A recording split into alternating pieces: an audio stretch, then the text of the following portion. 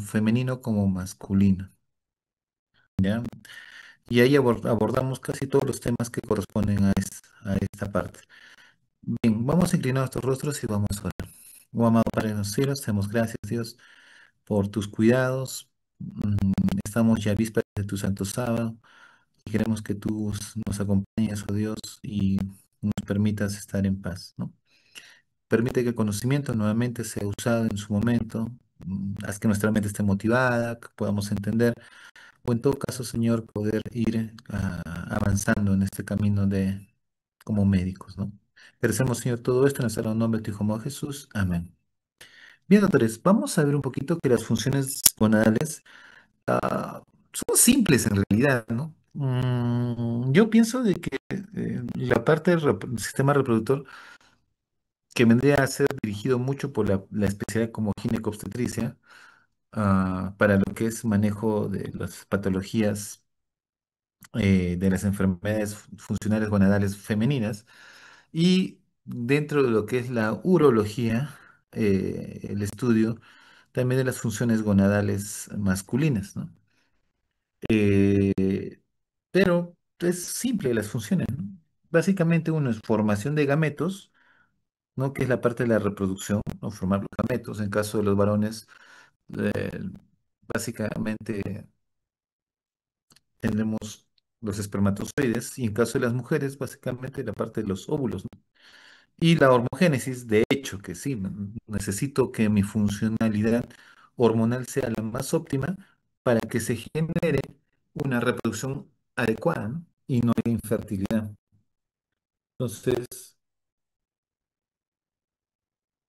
eh, va más o menos, el objetivo es ese, ¿no? Vamos a ir viendo cómo la reproducción depende mucho de estas funciones. También hay efectos metabólicos, ¿no? Y ustedes lo han ido viendo cómo los estrógenos modifican a ciertas estructuras óseas, el estado emocional. Vamos a grabar. Ya, estas funciones tienen que ver mucho con la parte Recording in progress. muy bien. Graba. Entonces, hay la parte metabólica, ¿no? Vamos a ir viendo el acúmulo de grasa, el calcio, bueno, que ustedes ya han ido viendo en el camino. Y la otra que tiene que ver los efectos del sistema nervioso central y la conducta humana, ¿no? Que sí es cierto, ¿no? Los niveles estrogénicos y la testosterona modifican nuestro comportamiento hasta cierto punto. Por ejemplo, si ustedes a un varón le dan estrógenos y le damos full estrógenos y a una mujer le damos testosterona, de hecho va a haber efectos, cambios tanto metabólicos como cambios de conducta y comportamiento, ¿no? Entonces, sí, hay un efecto hormonal muy interesante. Dentro de del eje que vamos a ir analizando, vamos a ver de las hormonas liberadas de gonadotrofinas, liberan dos hormonas que ustedes ya conocen, la foliculoestimulante, la luteinizante, o el famoso FSH y LH. Y LH tiene que ver con hormonas, testosterona, bueno, los estrógenos, como algo básico, y la FSH desarrollo de gametos. Y en este caso, vamos a ver las inhibinas como efecto feedback, ¿no? ¿Listo? Es decir, a mayor producción, las inhibinas en el eje del FSH generan el feedback. Más bien, en el eje de la LH, quien va a generar el feedback va a ser las hormonas, es decir, la testosterona y los estrógenos. Eso sí, teniendo como repasar y recuerdo. Ahora, vamos a hablar un poquito de las hormonas esteroideas femeninas, ¿no? Un poquito en función de las que son secretas por el ovario. Y recuerden que voy a tener tres hormonas muy básicas: estrógenos, progesterona y andrógenos. ¿Quiénes van a producir esto? Principalmente tres estructuras importantes a nivel del ovario. Uno son los folículos, otro es el cuerpo lúteo y otro es el estroma. Entonces, vamos a representar el folículo de color rojo, medio rosado, el cuerpo lúteo de color verde y el estroma de color azul, ¿no? Entonces, tengo la pregunta: los estrógenos, ¿quién es el que tiene mayor producción de estrógenos? De hecho, que es el folículo. Pero no significa que el cuerpo lúteo no pueda producirlos también. Y el estroma, sí, pero pero no en cantidad. ¿Quién produce más progesterona? Creo que ustedes ya saben, dentro del ciclo es el cuerpo lúteo. Y vamos a ver la función que cumple este. Pero el folículo sí también puede producir en menor cantidad de estroma también. Y las hormonas, los andrógenos como tal, que vamos a ir viendo, sí son producidos en mínima cantidad de folículo, pero principalmente en el estroma, ¿no? Entonces, y esas son las hormonas que vamos a ir analizando, estrógenos, progesterona, ¿no? Y es interesante porque los estrógenos cumplen una función básicamente de desarrollo, de crecimiento, y la progesterona, más que todo, su función es de mantener, ¿no? Vamos a ver. Ya ustedes ya conocen que el colesterol básicamente se transforma en pregnenolona, progesterona, y la progesterona se va a convertir en dihidroepiandrosterona, ¿ya? Este, y esta básicamente va a ser como la hormona a nivel como precursor. En otros casos, esta progesterona se convierte en androstenediona y esto se puede convertir en testosterona. Gracias a la aromatasa se convierte en estradiol, ¿ya? Y si en caso es la 5-alfa reductasa, esta testosterona se convierte en dihidrotestosterona, ¿no?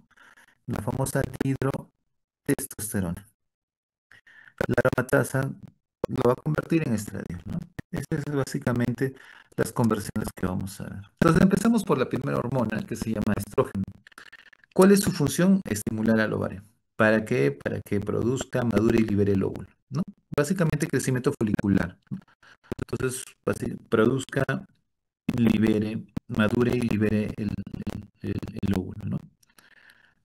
Entonces, vamos. Eh, Otra función de los estrógenos, básicamente a nivel uterino, es estimular el crecimiento endometrial, ¿no? La parte de la glándula, el epitelio y el estroma, durante la primera mitad del ciclo, o sea, los 14 días que ustedes ya conocen. Hace hipertrofia de la fibra del miometrio de la mujer gestante. Potencia la dinámica uterina producida por la oxitocina. ¿Por qué? Porque los estrógenos, su función es potenciar la presentación de receptores ácidos para oxitocina. Entonces, a más estrógeno tenga, más expresión de receptores va a tener el útero y va a hacer de que la oxitocina sea mucho más eficaz y mucho más potente en esa fase, ¿no? Por eso dice que es muy importante para la hipertrofia del miometrio de la mujer gestante y potencia la dinámica uterina producida por la oxitocina. Durante la ovulación, doctores, también va a aumentar la luz del conducto y del orificio cervical externo en el cervix, ¿ya? Y sí, es correcto, ¿no? Eso va a permitir la salida, en este caso, ¿cómo podría decir? Bueno, esto permite, mm, o mejor dicho, favorece, ¿no? La posibilidad de la fecundación. Produce una secreción cervical abundante, transparente, alcalina y con gran elasticidad para favorecer el paso de los espermatozoides, ¿no? Y eso función a nivel uterino lo va a cumplir específicamente los estrógenos. En las trompas, ¿qué sucede? Básicamente yo necesito que el óvulo se mueva y se traslade desde la trompa, ¿no? Donde específicamente se debe dar la fecundación. Entonces, necesito que una vez fecundado se movilicen, ¿no? Y se genere un peristaltismo que favorece el transporte del óvulo, ¿no? Entonces, ahí entran los niveles de estrógeno. En la vagina, básicamente, va a haber multiplicación de células y llenándose de glucógeno. Y eso es importante porque es un cierto alimento, ah, y sostén, en este caso para los espermatozoides. A nivel de las mamas también hay aumento de tamaño y el número de conductos. Por eso es que y cambia la coloración de la yema, ¿no? Entonces, todo esto, doctores, se va a dar gracias a los estrógenos. Entonces, todos los cambios metabólicos y todos los cambios físicos que van a ayudar básicamente en caso de que haya una fecundación, ¿no? Eh, eh, otras vamos a ver ya en función al desarrollo sexual secundario, las características sexuales secundarias que te va a presentar, ¿no? Crecimiento de mama, de caderas, la voz, ¿no? Todos esos cambios se dan también por estímulo estrogénico. Acá viene la parte interesante, ¿no? Favorecen la calcificación de la epífisis y la retención de agua y de sodio, ¿no? Y acá tiene que ver, porque una dama no crece mucho, ¿no? Lamentablemente, si calcifican las epífisis, quiere decir que tu cartílago de crecimiento también no te va a permitir desarrollarte y te va a hacer quedar más chiquita. Doctora, entonces, quiere decir que cuando empiezo a menstruar y ya tengo secreciones altas de estrógenos, mi posibilidad de crecimiento se va a detener, sí. Por eso se menciona que a más prematuramente una dama menstrue, hay más posibilidades de que el estrógeno calcifique y no se alcance el desarrollo máximo de estatura, ¿no? Entonces, es por eso que las damas tienden a estar de talla mucho menor, ¿no? También tiene un efecto anabolizante, aumento de la lipemia, colesterolemia y la síntesis proteica, estimula el crecimiento de piel y mucosas, eritropoyesis también, ya, eso tiene un efecto muy interesante. Tiene un efecto también de acción vasodilatadora y antibacteriana y estimula el entorno simpático. ¿Ya? Entonces, crecimiento, desarrollo, formación, ¿no? Es parte del estrógeno. Y vamos a ver qué sucede con la progesterona, ¿no? Eh, es importante que ya está bien, ya creció los folículos, se ha desarrollado toda la parte endometrial, ya ha crecido.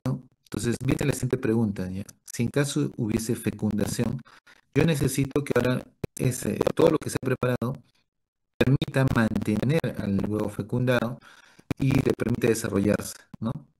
Entonces ahí entra la progesterona, ¿no? Entonces prepara el endometrio para recoger, desarrollar y mantener al huevo fecundado, ¿ya? Y acá quiero resaltar una cosa muy importante. Los que van a ser, no sé cuántos de ustedes van a ser ginecobstetras, ¿ya? Pero recuerden lo siguiente, que a veces hemos tenido pacientes que abortan y cuando se les ha dosado en sangre las hormonas, se ha visto que sus niveles de progesterona son bajos. Y eso explicaría por qué a veces hacen abortos. Sucede que ah, al momento de que se realiza la fecundación y ya tengo presencia del cuerpo lúteo, porque se supone que ya óvulo, el cuerpo lúteo, su función es que si hay fecundación, genere todo el escenario suficiente, la adecuada producción de progesterona para que el endometrio pueda acoger ese huevo fecundado y que tenga una adecuada implantación. Sucede que cuando una persona tiene deficiencia de progesterona no se da esa implantación de forma adecuada y muchas veces tiende a perderlo, ¿ya? Entonces, uno de los tratamientos en caso de que haya deficiencia de progesterona es darle progesterona, ¿no? Tú le das progesterona y eso evita el aborto, ¿ya? En el útero, a ver, ¿qué va a hacer la progesterona? Básicamente, mm, lo que va a hacer es modificar cierta secreción a nivel epitelial. Las glándulas, básicamente, en las glándulas hay transformación progestacional del estroma y cambios vasculares en la fase secretora, ¿no? Que es una de las que se va a ir dando en el ciclo, ¿no? En el miometro se reduce la capacidad de contracción de las células para mantener la gestación, ¿ya? Entonces, es importante porque se imaginan que no existe progesterona, entonces se fecunda y el útero, con la presencia de estrógenos, podría generar contracciones y no perdería al bebé, ¿no? Viene un aborto. Entonces, es importante, ¿no? Eso, que el miómetro reduzca su capacidad de contracción para que se mantenga estático, para que tenga una capacidad de crecer ese músculo o estirar ese músculo, ya que el útero, conforme crezca el bebé, se va a ir estirando, ¿no? Y no debe generar ninguna respuesta de contracción. ¿Quién se encarga de todo eso? La parte de la progesterona. Igual una hiperplasia de las fibras musculares uterinas y en el cuello secreción espesa con leucocitos poco favorable para el paso de espermatozoides, ¿no? Entonces es como que cierra el canal, se genera como un tapón que no va a permitir que ingrese algún germen, ya que ahí se está fecundando y no puede contaminarse el óvulo fecundado. Las trompas disminuyen la motilidad intrauterina, perdón, intratubárica, ¿no? Este, cambios secretores en las células del epitelio para nutrir al huevo fecundado durante el transporte. En la vagina, el epitelio vaginal es más delgado, hay más descamación, ¿no? Las mamas ya se preparan para la lactancia durante la gestación. Entonces, ¿quién juega ahí importancia? La progesterona, ¿ya? La hipertermia basal en la segunda mitad del ciclo. ¿Quién se encarga de eso? La progesterona. Gracias a la progesterona es de que puede haber esos cambios de temperatura hasta de 0,5, ¿no? O sea, tiene 36,5 y de repente cambia a 37 su temperatura basal. ¿Qué significa? Que posiblemente esté en la, iniciando la segunda mitad, ¿ya? Y eso puede ser, esos cambios de temperatura te indican que probablemente la persona ya ovuló, ¿no? Es una manera de medir. Y acción anabolizante y estímulo del tono simpático también.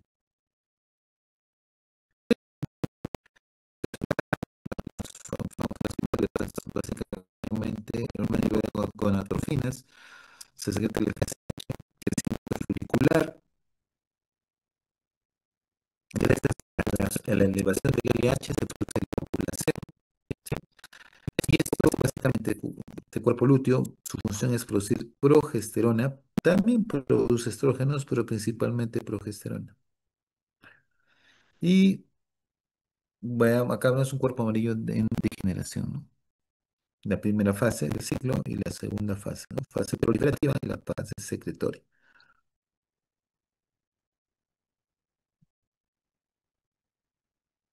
¿Qué es el ciclo ovárico? Ese ciclo que se da cada 28 días, ¿no? Es un ciclo en el cual se va a dar una ovulación. Entonces, este ciclo lo que va a hacer es proporcionar un óvulo ya maduro para que sea fecundado. Todos los meses, ¿no? Si son cada 28 días, cada 28 días. Miren lo interesante, ¿no? Es interesante con respecto a los folículos que al nacer hay más o menos 300.000. Solo maduran 400 y el resto se atrofia. Entonces, solo maduran 400 y el resto se van atrofiando.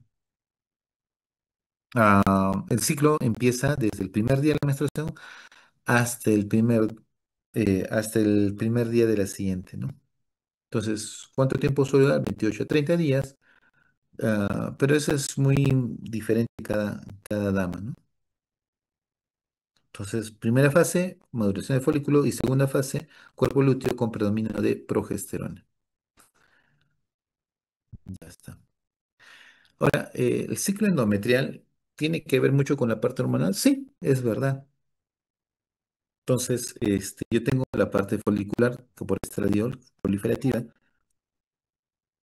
tengo la fase posovulatoria, ¿no? Que básicamente hay estradiol con progesterona, que sería la fase secretora, y hay una fase premenstrual, ¿no? Lo que dicen la menopausia, ¿no? Perdón, lo que se dicen mm, los cambios, perdón, no la menopausia, sino la, ¿cómo se dicen? Las manifestaciones premenstruales, ¿no? Algo así, ¿no? Los cólicos, dolores que se pueden asociar. Esta fase premenstrual desciende todo, pues cae el estradiol, cae la progesterona, y como ya no hay sostenibilidad hormonal, se produce el desprendimiento, pues, ¿no? Y se produce la menstruación, ¿ya? Pero si en caso hubiese habido fecundación, doctores, ahí sí, el endometrio, su función es acoger y permitir el desarrollo de, del del óvulo fecundado, ¿no?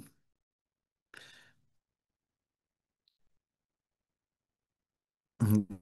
No se olviden, el estrógeno estimula, como dice acá, el crecimiento de la mucosa uterina y la progesterona estimula la secreción de dicha mucosa, ¿no? Una cosa es que crezca, que crezca ese tejido y la otra es que estimule la secreción, ¿no?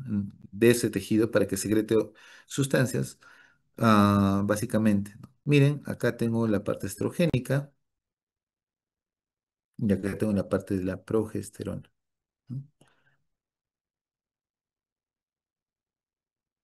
Y vean que acá se tiene que elevar el LH y tiene que elevarse porque gracias a eso se produce la ovulación. Sin la elevación del LH, doctores, no hay ovulación.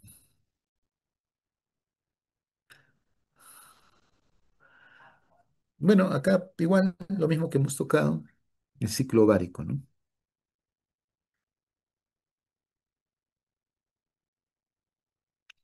Cada ciclo menstrual vamos a producir una formación de un óvulo, ¿no? Vean cómo ahí el FSH estimula el crecimiento de un óvulo. Ya acá está. Y vean cómo los niveles de estrógeno se van elevando, ¿no? ¿Ya? Ahora, viene, una vez que ya el folículo ya está maduro, tiene que desprender y eliminar como ven acá, el óvulo, ¿no? Fecundado. Perdón, el óvulo tiene que ser eh, ¿cómo se dice? Tiene que haber ovulación, ¿no? Y ese proceso de ovulación, como les repito, depende del pico de LH. Y acá, si se acuerdan, se les explicó mucho lo que era el feedback positivo. Básicamente porque se supone que si mi LH está elevándose y mi LH tiene que ver con la parte hormonal, y hemos dicho que ahí no hay inhibinas, ¿no? Por el eje del LH no hay inhibina, a diferencia del FSH que tiene su inhibina. Entonces, acá el feedback básicamente depende mucho del estrógeno y la testosterona. Pero uno dice, si tengo LH y produzco más testosterona o estrógeno, en este caso estrógeno, y ya tengo mucho estrógeno, se debe producir un feedback negativo y deprimir la formación de LH. Pero en este caso, se ha visto que el estrógeno, a más comienza a elevar, genera un feedback positivo, ¿no? Que va a llevar a la secreción de LH. Y llega el pico para la ovulación, ¿no? Después de eso viene ya pues, el incremento de la progesterona, ¿no? Y vean cómo la progesterona comienza a elevarse para poder cumplir las funciones que ya mencionamos. Y al final del ciclo, nuevamente todos los ciclos disminuyen, ¿no? Empezamos nuevamente un nuevo ciclo en el día 28.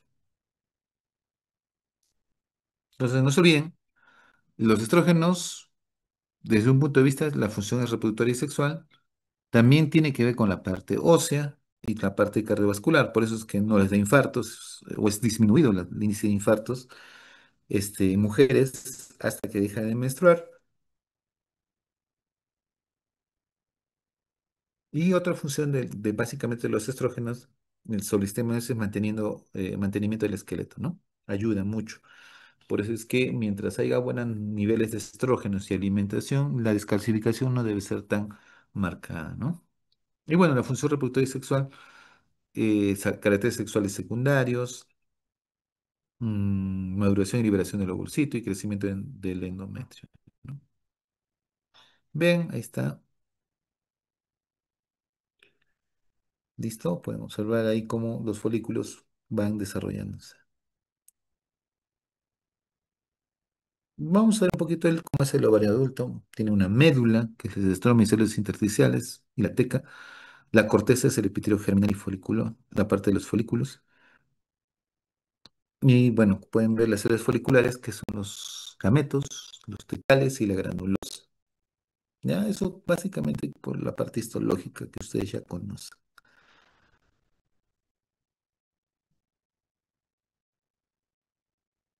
Ya, cuando un folículo está maduro, le van a comenzar a crecer capitas, ¿no?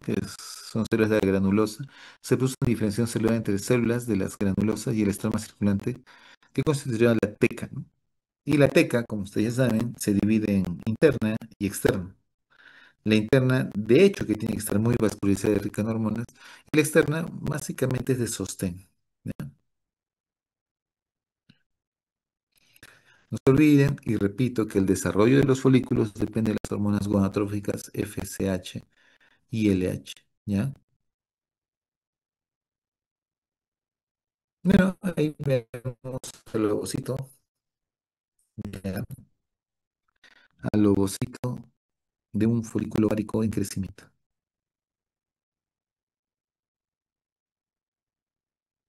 ver un ratito. Ya.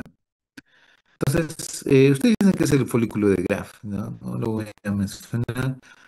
Ya, saben que es la teca, la capa de la granulosa, ¿no? Que tiene básicamente la corona radiada, ¿no? La membrana pelúcida, ¿no? Y bueno, también saben que es el antro. Entonces, todas estas características que ya ustedes ya lo dominan, lo mismo, la ovulación, repito, este folículo que ya llega a tener de 10 a 12 milímetros, se aproxima a la pared, se rompe y libera, ¿no? Listo, va a liberar. Esto se da normalmente en la mitad del ciclo, los 14 días, y está desencadenado por aumento del LH y también de FSH, ¿no? Y este aumento brusco del LH desencadena la ovulación, ¿ya? Mm, miren esto, en los ovarios, este aumento de gonadotrofinas se corresponde con un pico de secreción de estrógenos y progesterona, ¿ya? Cuerpo lúteo, básicamente, su función es mantener si en caso hubo ovulación, hubo fecundación, ¿ya?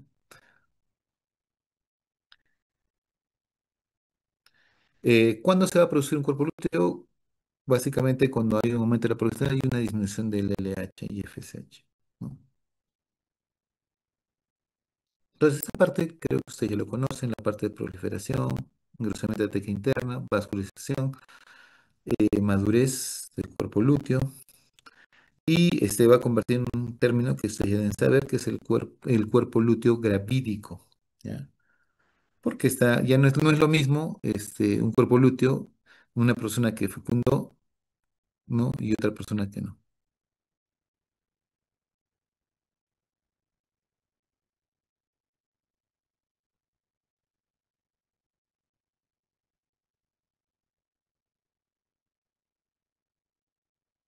Y lo otro viene lo que es el ciclo endometrial, que tiene básicamente la fase proliferativa, secretora, isquémica y menstruación, ¿no? Ya muy conocido, acá lo tienen. Y bueno, es un gráfico que indica todos los procesos que pueden haber hasta el día del parto. Ciclo menstrual ya lo conocen. A ver, acá siempre he hecho esta pregunta a los varones. Varones, este, ¿cómo sé si la menstruación de una dama es adecuada o no?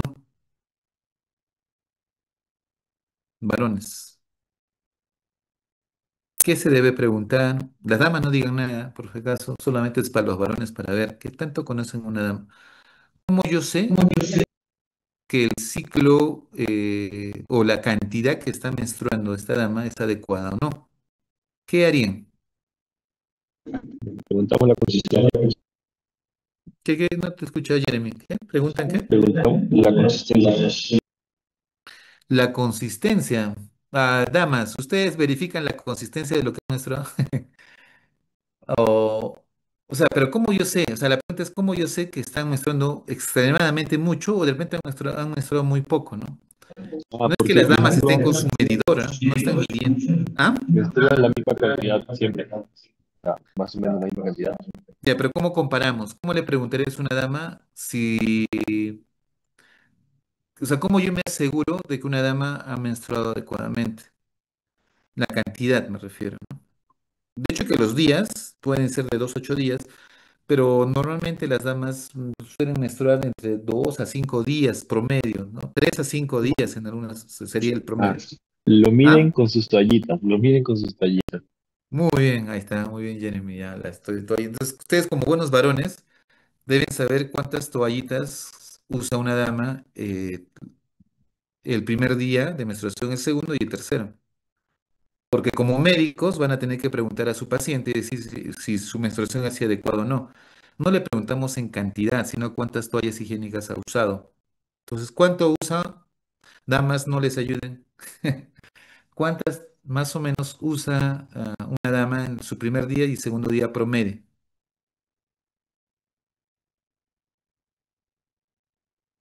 Ahora, pues los varones.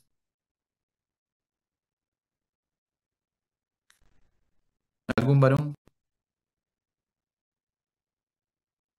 Dos. Dos, ok. Ya, dos toallas. ¿Qué dicen los demás varones? Uno para el día y otro para la noche, creo. No sé. Ya, uno para el día, otro para la noche, ok. Ya las damas van a ser nuestro jurado. Ya ellas van a decir si es correcto o no es correcto. ¿Qué dicen los demás varones? Tres, ya. Ponemos ya, bueno, uno dicen dos, otro dicen tres.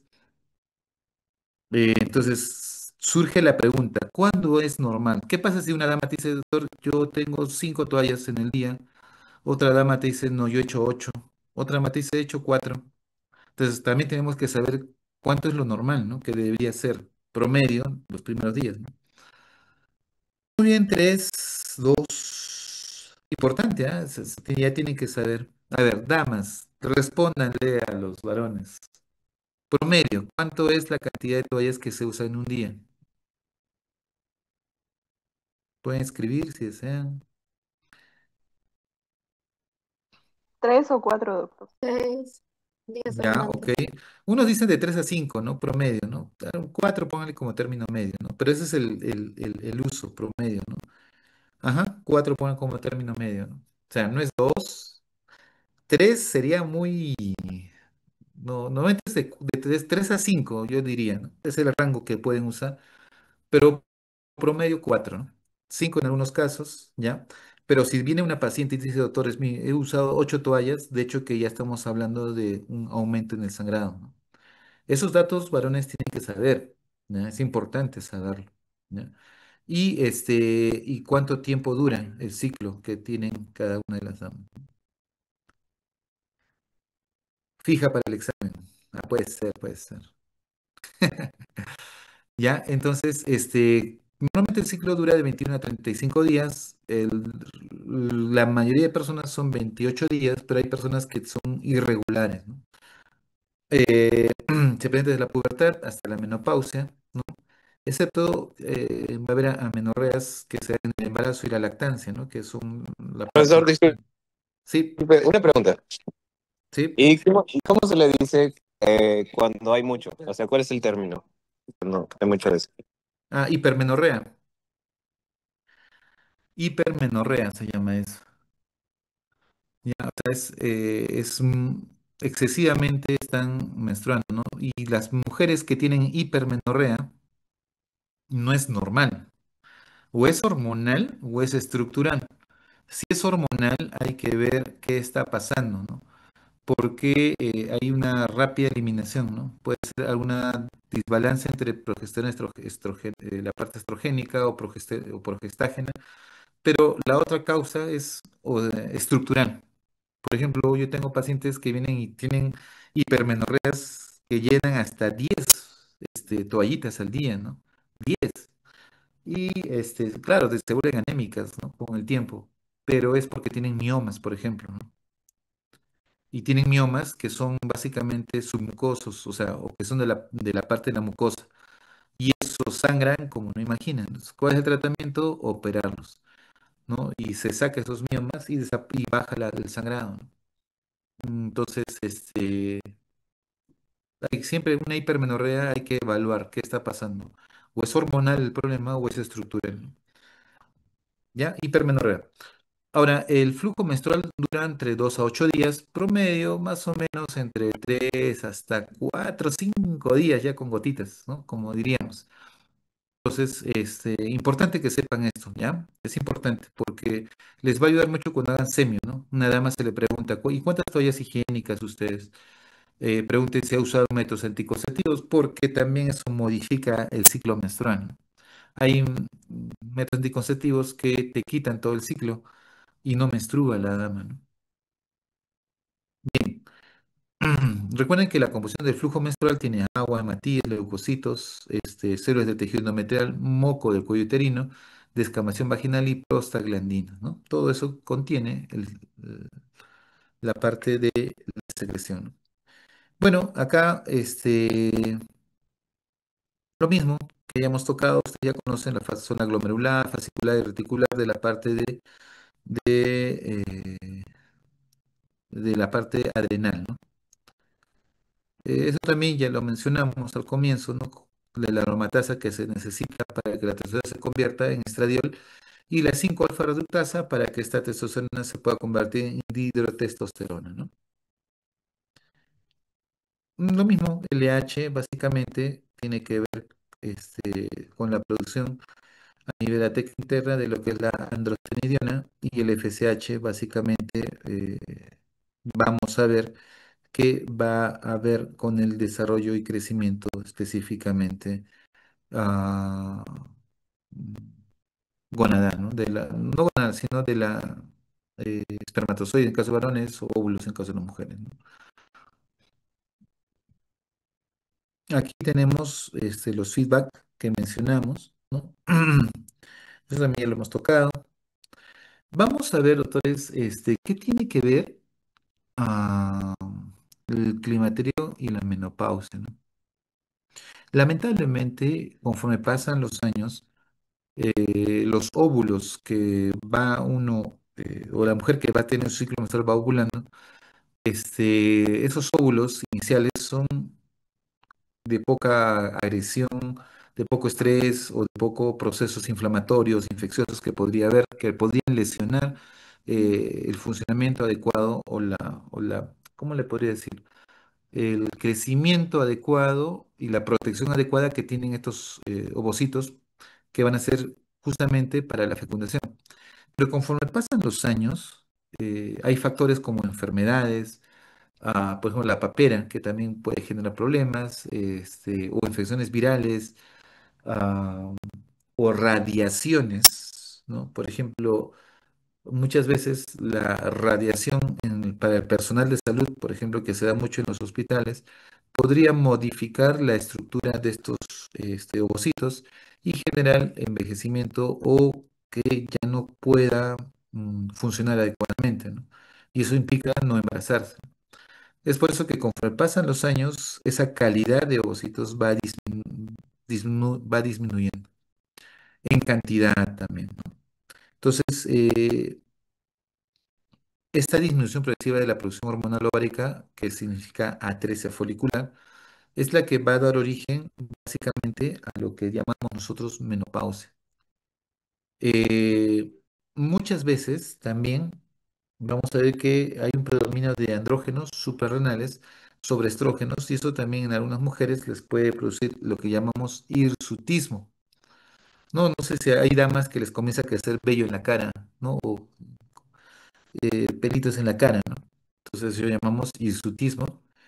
Eh, ¿qué sucede, doctores, en la menopausia? Muchas veces sucede de que esa deficiencia de estrógenos genera cambios emocionales en algunas personas, ¿no? Porque recuerden que hemos dicho que los estrógenos ah, tienen que ver mucho también con la parte emocional en la dama, así como la oxitocina y la este, prolactina, ¿no? Que una vez ya tocamos.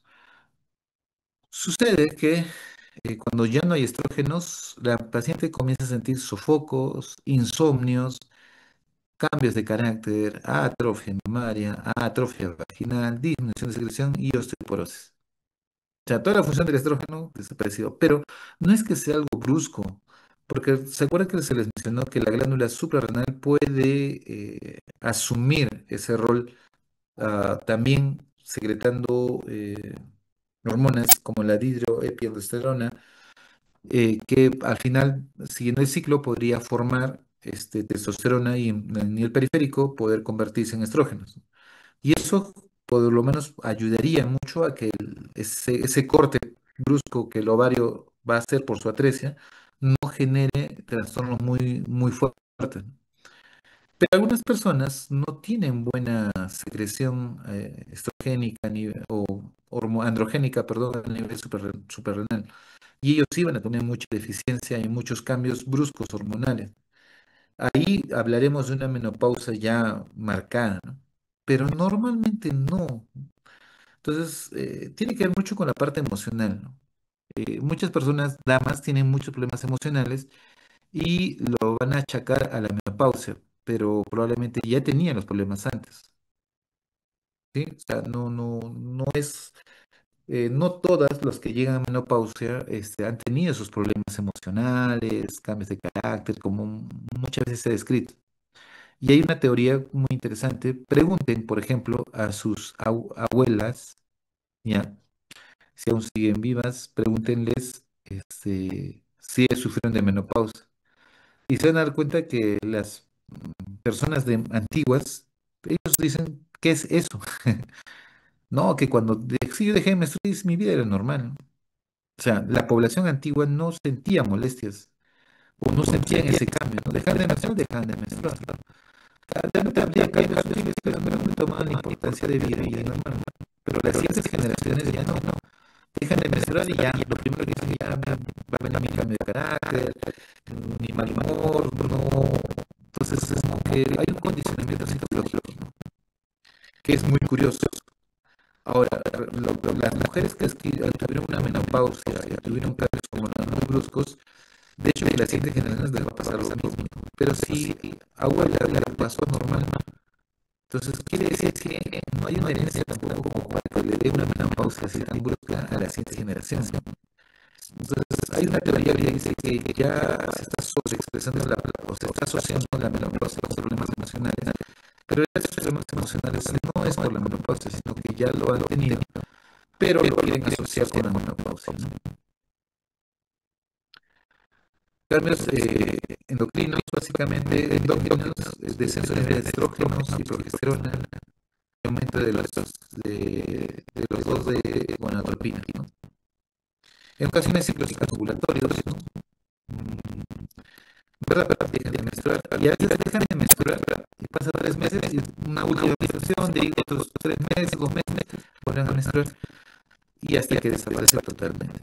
Recuerden que la edad en la cual abuela tuvo su menopausia va a ser casi la misma edad que la hija tuvo su menopausia o que la nieta va a tener su menopausia. Por si acaso, ¿ya? Más o menos hay una cierta relación, ¿ya? Entonces, si tú quieres saber cuando te llegó la menopausia, averigua cómo fue de tu mamá, si en caso ya le llegó, o de la abuela, ¿no? ¿Listo? Tengan presente eso. Bien, vamos ahora a tocar la parte, un ratito. Preguntas hasta aquí. Así es que ahora es bien curioso esto de la menopausia porque tiene un componente muy arraigado emocional, pero cuando se da, una de las complicaciones, aparte, bueno, emocionales, creo que es algo muy subjetivo muchas veces, hay que saber evaluar muy bien cuál es el campo. Pero cuando hay, siempre vienen, son por sensaciones de tisuria, les arde orinar, y no es que tengan una infección urinaria, sino que como hemos visto, los estrógenos hacen de que las mucosas vaginales tengan mejor secreción, tengan mejor, la flora natural a nivel vaginal sea la más adecuada. Cuando ya no hay estrógenos, baja el pH, se modifica el pH. Y por tal motivo se comienza a irritar la mucosa vaginal y como está muy cerca, ¿no? La parte del introito está muy cerca a nivel donde se encuentra el orificio y la entrada de la vía urinaria, también se suele resecar un poco esa zona y la dama comienza a sentir dolor y ardor. Tú le pides un examen de orina, sale normal, cultivo sale normal y tú dices, ¿y por qué te arde? Lo que le arde porque justamente la mucosa está reseca. Y por eso van a ustedes saber que existen lo que le llamamos am, crema estrogénica, ¿no? O sea, es una crema de estrógenos que se le coloca y justamente ayuda un montón para que desaparezca esas molestias, ¿no? Y usan sus cremas de estrógeno, ¿no? O cremas estrogénicas se llaman.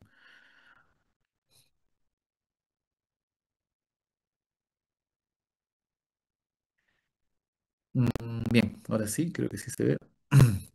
Vamos a ver un poquito los ejes. Así muy resumido, ¿no? Puntos, cosas muy puntuales. Los ejes hipotálamo hipofisio gonadal básicamente son los ejes que van a regir tanto el funcionamiento de en este caso de los ovarios o de los testículos, ¿no? Y la producción básicamente, como hemos dicho, de la parte de los gametos o de la producción hormonal.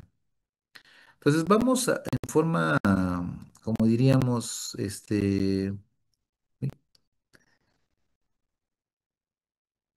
un ratito, como diríamos, panorámica. Vamos a ver que tanto para los varones como mujeres tenemos un hipotálamo que va a secretar una hormona liberadora de gonadotrofinas, ¿sí? Que va a ir a la hipófisis para que secretemos FSH o LH. Estas gonadotrofinas van a ir a las gonas y básicamente van a generar dos respuestas, ¿no? Una que es esteroides sexuales, que serían básicamente eh, testosterona o estrógenos. Y la otra, básicamente a nivel gonadal, va a ser la formación de gametos, ¿no? Espermatozoides u óvulos. Y sucede de que si en caso quiero inhibir a este eje de FSH, quedamos de que va a estar la inhibina, pero si en caso yo quiero inhibir desde el punto de vista de LH, yo tengo básicamente dos mecanismos, un feedback directo y un feedback indirecto, ¿no? Y de esa manera bloqueo este eje, ¿ya? Entonces, recordemos que el hipotálamo va a secretar esta hormona, ¿ya? Y no se olviden que es de manera pulsátil, ¿ya? A manera pulsátil.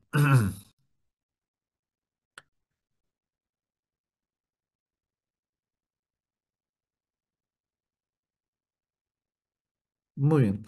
Vamos al primer eje, el eje hipotálamo hipofisario testicular, ¿no? Como pueden ustedes apreciar, el hipotálamo, lo mismo, secreto mi hormona liberadora de endorfinas, van a media hipófisis, secreto el LH y FSH. Ahora, es curioso, ¿no? El varón no tiene folículos.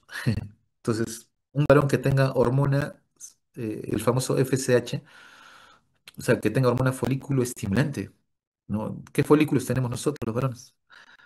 ¿No? O sea, no, creo que está mal usar ese término de FSH, ¿no? O sea, porque el varón no tiene, ¿no? Este, tampoco tenemos cuerpo lúteo, ¿no? Para que digamos leutinizante, ¿no? O hormona leutinizante. Pero lamentablemente estas hormonas fueron descubiertas en el eje femenino, se descubrió su función y cuando también se las encontró en el varón, eran las mismas hormonas que también estimulaban a nivel testicular. Entonces, para no generar controversias porque son las mismas hormonas, se quedaron básicamente con la denominación femenina. Así es que varones tenemos FSH a pesar que no tengamos folículos y tenemos LH a pesar que no tengamos cuerpo lúteo, ¿no? Pero tenemos esas hormonas por nomenclatura, por si acaso. ¿Ya? Bien, entonces los testículos van a tener dos zonas específicas, uno que son las células intersticiales de Leydig, cuya función, perdón, van a ser estimuladas por el LH, cuya función es producción de testosterona. Y la testosterona, como saben, hace su feedback, ¿no? El otro detalle es que a nivel del FSH va a haber un estímulo a nivel de los túbulos seminíferos. ¿Cuál es el propósito? Producción y maduración, ¿no? Entonces, de los espermatozoides, ¿no? Los testículos constan de dos compartimentos, ¿no? Los tubos seminíferos, como hemos dicho, en este caso, espermatogénesis, y las redes Leydig, donde producen la testosterona, ¿no? Ahora, no se olviden que todo lo que tenga que ver con FSH, túbulos seminíferos, ¿ya? Túbulos seminíferos. ¿Y qué células se encuentran acá? Las células de Sertoli, ¿ya? No confunden, ¿no? Con las de Leydig, las células de Sertoli. ¿Listo? Espermatogénesis. Muy bien. Y doctor, ¿y ¿Y qué va con las turoseminíferos? Ellos son los que producen inhibina para bloquear y generar feedback negativo a nivel de lo que es FSH. ¿Ya? No se olviden, este es el eje básico, simple que tienen los varones. Mm, a veces cuando un varón tiene infertilidad, ¿ya? A veces el varón, ah, siempre en la cultura antigua, cuando una pareja no puede tener hijos, y eso pasaba en la época hebrea. Mira, ahí quiero ver su opinión, ¿no? Ustedes saben que en la época hebrea, cuando un hebreo varón no podía tener hijos con su esposa, o su esposa no le podía dar hijos, sabían que él podría buscarse otra esposa. ¿Sabían o no sabían eso? O sea, si es que la primera esposa no le daba hijos, la ley permitía que ese varón pueda buscar otra segunda esposa, con la cual pueda tener descendencia, ¿no? ¿Sabían o no sabían eso? Sí, Ya, ya. Entonces, bueno, habrán, de hecho que sí, pues, ¿no? Pero sí, pues buscó a la sirvienta para tener, pero en la época antigua era así, ¿no? Bueno, Jacob ya fue muy ambicioso, ¿no? O sea, tuvo con dos hermanas todavía para variar y, y con sus sirvientes, ¿no? O sea, no era correcto en realidad, ¿no? Pero bueno, y ahora, no es que no le dieron hijos, ¿no? En realidad, ¿no? Sí tuvo, con Lea sí tuvo hijos, ¿no? Entonces, como que, bueno, situaciones que pasaron en la época antigua. Pero a lo que yo voy era de que era bien curioso, pero la cultura no echaba la culpa al varón, le echaba la culpa a quién, a la dama, ¿no? O sea, si una pareja no tiene hijos, la culpa es de la mujer. Por tanto, motivo el varón decía, ¿sabes qué? Qué penita, varón, ¿no? No es tu culpa, ¿no? Le tocaban la cabecita al varón, dice, pero no te preocupes, tú puedes buscar otra esposa. Entonces el varón se buscaba otra esposa. Pero hay registros que mencionan que había varones que con la segunda tampoco podían tener hijos, ¿no? Y buscar una tercera tampoco podían tener hijos, y el problema era el varón, ¿no? Entonces, y muchas veces es el varón. Ahora, si venimos si fuese en esa época, y se imaginan que el varón fuese el que no podía tener hijos y la dama sí. Entonces, si fuese igualdad, dirían, no, pues la dama que se busque otro esposo, ¿no? Para tener hijos, ¿no? Pero no existía eso, ¿no? Era básicamente solamente el varón era el único que podía tener otra esposa, ¿no? Entonces, ¿por qué toco este punto? Porque los varones pueden ser estériles. Puede ser estructural por alguna infección que ha hecho que se... No porque no puedan producir, mira lo que le voy a decir, no porque no puedan producir espermatozoides, sino que a veces tienen problemas en el conducto que saca el espermatozoide y pueda salir. Los conductos seminíferos a veces, la parte del el epidimo, todas esas zonas, suelen haber infecciones que generan que al momento de cicatrizar o al momento de desinflamar se generen senequias. Es como que se pega y ya no permite la salida de los espermatozoides de forma adecuada. En forma adecuada me refiero, ustedes saben que para poder fertilizar un óvulo, hay una cierta cantidad de espermatozoides que tiene que tener el varón. Una mínima cantidad es casi imposible que pueda fecundar un óvulo. Tiene que haber una gran cantidad, ¿no? Tiene que ser una cantidad extremadamente alta, ¿no? Porque en el proceso, creo que ustedes ya lo han tenido que haber tocado, en el proceso que viaja el espermatozoide van muriendo, ¿no? Van muriendo, van muriendo, van muriendo, van muriendo, y son pocos los que van a llegar, ¿no? Son pocos los que van a llegar. Entonces, los que van a llegar a fecundar el óvulo. Entonces, por eso hay una determinada cantidad. Y en los varones se mide la cantidad de espermatozoides que ellos producen, ¿no? Hay un conteo que se hace. Si es deficiente, doctores, se considera de que ese varón no va a poder tener hijos. Pero sí hay espermatozoides. Entonces, lo que se hace es, se saca los espermatozoides y se trata de hacer a veces fecundaciones in vitro, ¿no? Tratando de producir una fecundación artificial y eso ya implantarlo en el útero de la esposa, ¿no? O de la mujer o de su pareja. Otro es que tenga problemas hormonales, ¿no? Que sus niveles de testosterona sean extremadamente bajos y eso va a originar que no haya una adecuada proliferación celular y genere básicamente no producción de espermatozoides de forma óptima. ¿Listo? Entonces, hay que buscar la causa, ¿no? El varón también puede ser foco de esterilidad, pero es más el orgullo, ¿no? El varón como que no, yo no puedo ser, ¿no? Normalmente siempre la cultura echa la culpa más a las damas, ¿no?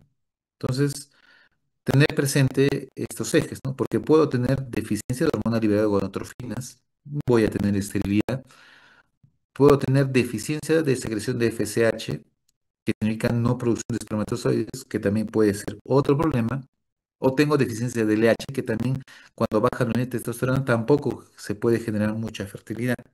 Entonces uno tiene que investigar por qué, ¿no? Si es que hablamos desde el punto de vista hormonal.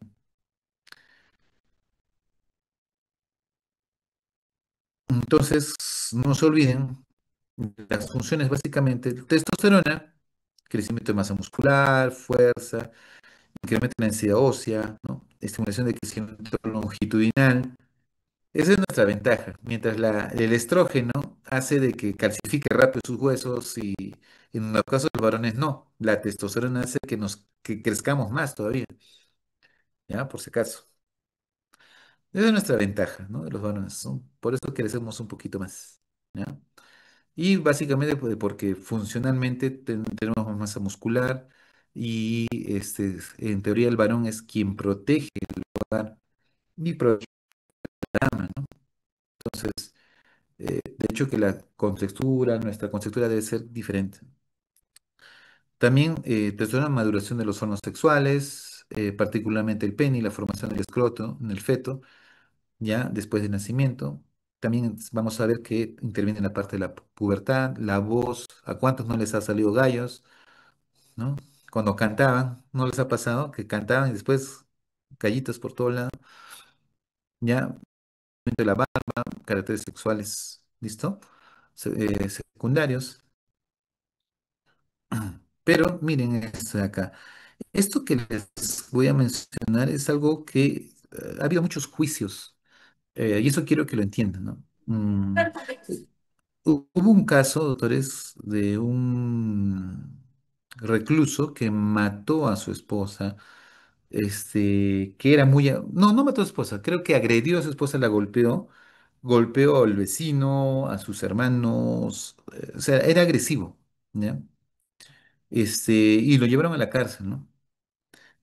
Pero mencionaban que él no era así, ¿no? No, no, normalmente de adolescente, joven, no era tan agresivo, ¿no? Eso pasó más o menos a partir de los 30 años, ¿no? Comenzó a ser un poco más agresivo, más violento. Entonces, miren lo que dice acá, también una correlación positiva entre niveles de testosterona y la agresividad y competitividad que presenta el género masculino, ¿no? Agresividad. Y sucede que esta persona, este, fue estudiado por un médico en la penitenciaría y encontró que era una persona muy agresiva, muy tosca, mucho crecimiento muscular, bello y todo lo demás. Y le llamó la atención y le hizo un dosaje de testosterona y era extremadamente alto, ¿ya? Entonces, sucede que tenía un tumor productor de testosterona, tipo así como los adenomas, algo así, ¿no? Y Y ya pues lo operaron, sacaron ese tumor y ya no producía testosterona y su nivel de agresividad bajó rotundamente. Y era una persona más calmada, más tranquila.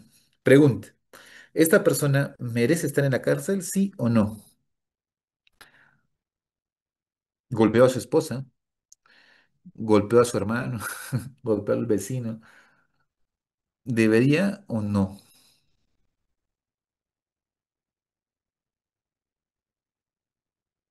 ¿Ya?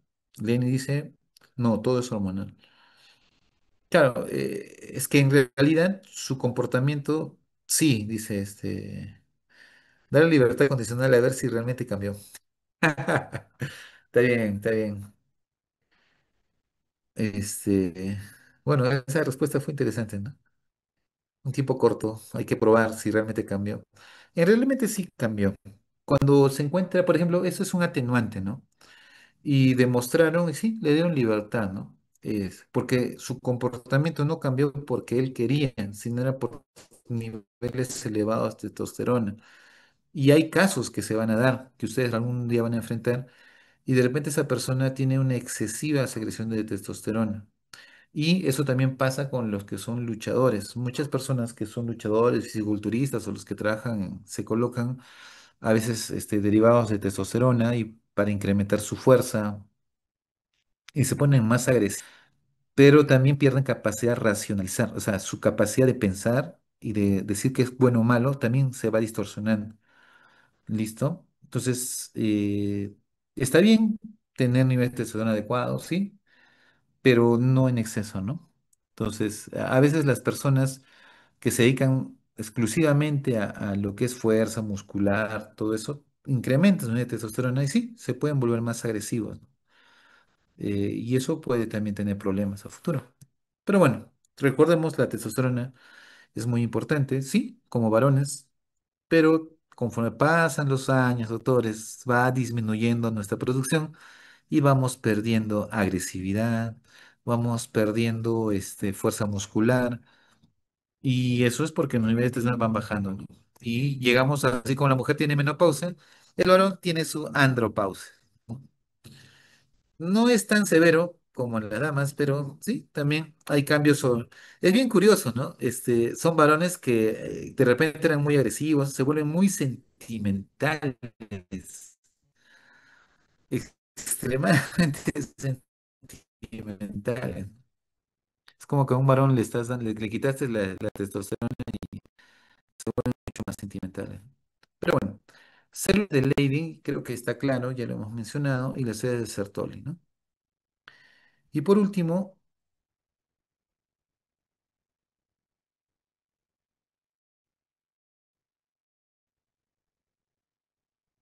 que tomaría suplementos de estrógeno para contradecir este.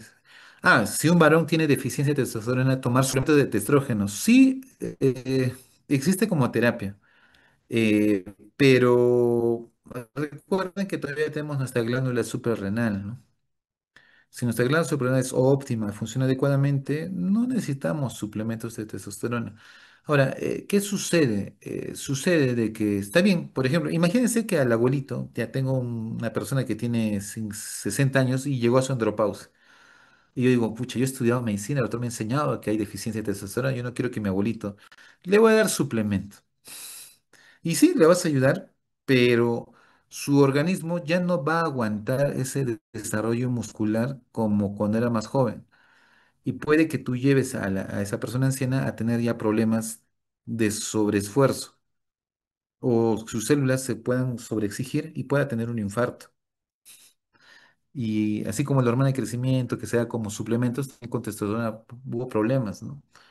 Es que así, la testosterona está producida porque tú como joven tienes masa muscular, tienes fuerza muscular, huesos fuertes, todo lo demás, pero conforme tú vas envejeciendo, ¿te imaginas darle el mismo nivel de testosterona con un cuerpo que ya está desgastándose? Puede haber efectos secundarios no adecuados, ¿no? Uno de ellos es el que se infartan.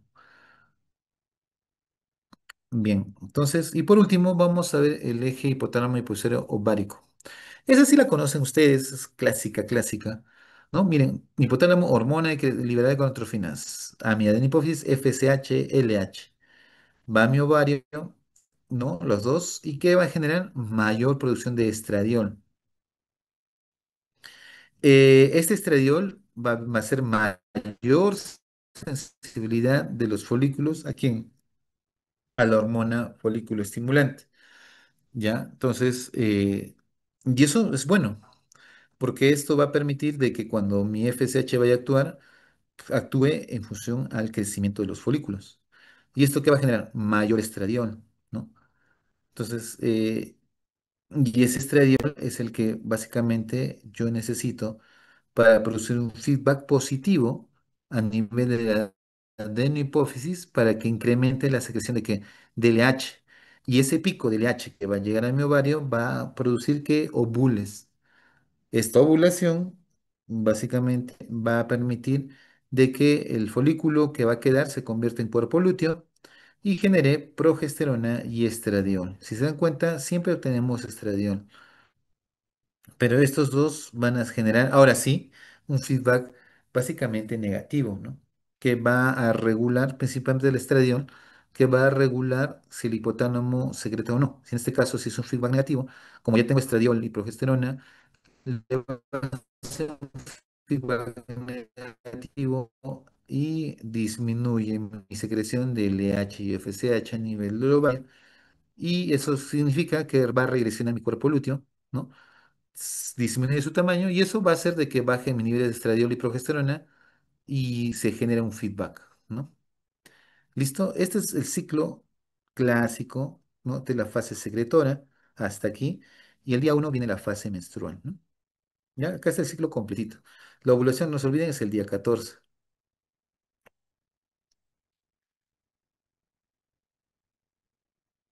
Bien, entonces, este es más o menos el ciclo. Ahora, la fertilidad en una dama es mucho más compleja, ¿no? Porque puede ser hormonal, puede ser estructural, ¿no? Puede ser que las trompas alguna vez se han infectado o ha tenido una infección a nivel uterino, ¿no? Y eso genera destrucción del tejido, inflamación o senequias, ¿no? Senequia significa que se pega el tejido, ¿no? Y genera como cordones que pegan un tejido con el otro, ¿no? Y disminuye el espacio y ya no permite el crecimiento o desarrollo. En caso, por ejemplo, del útero que yo no necesito para el desarrollo del bebé, es con dificultad y a veces no se estira y terminan abortando, ¿no? Entonces, hay que evaluar si el problema es estructural o es hormonal, ¿no?